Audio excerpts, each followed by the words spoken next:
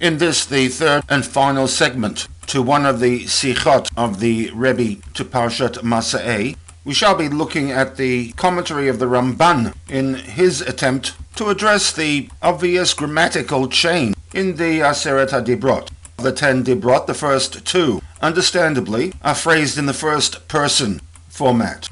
Anochi, I am. Whereas from the 3rd to the 10th, the phrasing is in the 3rd person, as for example, Lo tisa Shem Hashem Elokecha Lashav. Do not carry the name of Hashem your God, Moshe, speaking about HaKadosh Baruch Hu, in vain. We will look at the Ramban's suggestion in response, where in the first two Dibrot, HaKadosh Baruch Hu communicated directly to the Bnei Israel bypassing Moshe, whereas in the remaining 8, the command went from HaKadosh Baruch Hu to Moshe and from Moshe to the nation.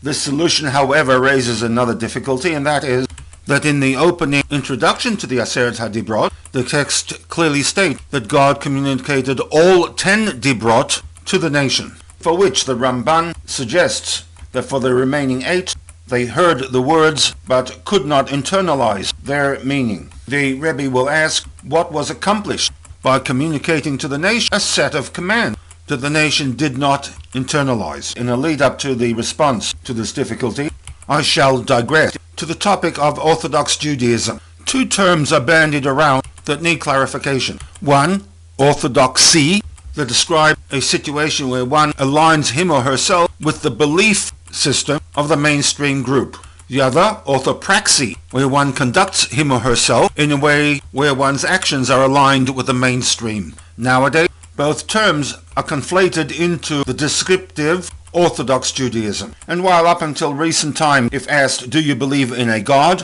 Almost everybody would respond in the positive. Orthodoxy, however, as a descriptive to Orthodox Judaism, goes beyond the mere belief in the existence of a creator, but rather belief in a God that interacts with man, imposing upon him or her a set of requirements which we define as the Tariag mitzvot. The term used with respect to orthodoxy is emunah. The term applied to orthopraxy is kiyum ha-mitzvot. And the question is, can one technically fulfill mitzvot without emunah? The answer, from my understanding, is that such an act is technically deemed to be a fulfillment of God's will, a mitzvah, but is not the ideal. The ideal is a lechatchila situation in which the act is done within the framework of emunah, a belief and trust in HaKadosh Baruch Hu, for which the act is a reflection of that belief. It will be the thesis of the Rebbe that it was for this purpose that Bnei Israel heard all 10 of the Aseret HaDibrot. The first 2 gave them a belief in HaKadosh Baruch Hu, orthodox. The last 8 gave them the strength to commit themselves to observing the mitzvot under all circumstances, even to the point of Mesirat Nefesh. From here we will expand the role of the Aseret HaDibrot to incorporate all Tariag mitzvot.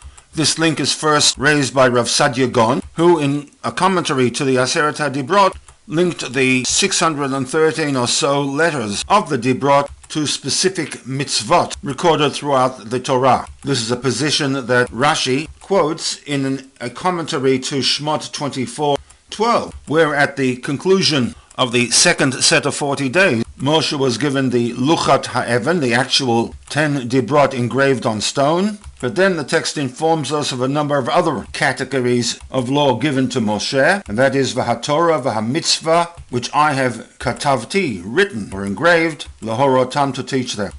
Matana, as defined in part 2, reflects a revelation from HaKadosh Baruch Hu that is beyond the ability of the finite human being, a level that is lamala mitam v'dah. We now apply the Matana concept to Eretz Israel. We will look at 2 textual sources, one, Devarim 11:12, the other, a statement recorded in Talmud Bavli, Gemara Brachot, Daf Nun Amud Bet. Having defined Matana as a metaphysical revelation, Lamala Mitam V'dah, linked to the concept of Goral, which in the context of Torah text reflects also a revelation that is Lamala Mitam V'dah, the Rebbe will refer us to the Gemara in Brachot, Daf Nun, in which Rabbi Shimon Bar Yochai states that 3 matanot were given to Bnei Israel from HaKadosh Baruch Hu. The definition of matana as applied to Torah had been clarified in part 2, and will be expanded in the discussion regarding the Aseret HaDibrot. The third, Ha'olam Haba, clearly is a metaphysical revelation of HaKadosh Baruch Hu in the Messianic age, and therefore by extension, the Matana component of Eretz Israel will also reflect a Lemala Mitam Vadad relationship between HaKadosh Baruch Hu and the land. This the Rebbe will base upon a statement in Devarim 11:12, where Moshe Rabbeinu, in the name of HaKadosh Baruch Hu, informs the people that the land they are about to inhabit is a land Asher Hashem Elokecha Doresh Ota. God inquires about it, is actively involved with Bnei Israel who are living upon that land. It is a land which the Eini Hashem Elokecha Ba, the vision, the sight, the concern of Hashem is ever present every day of the year.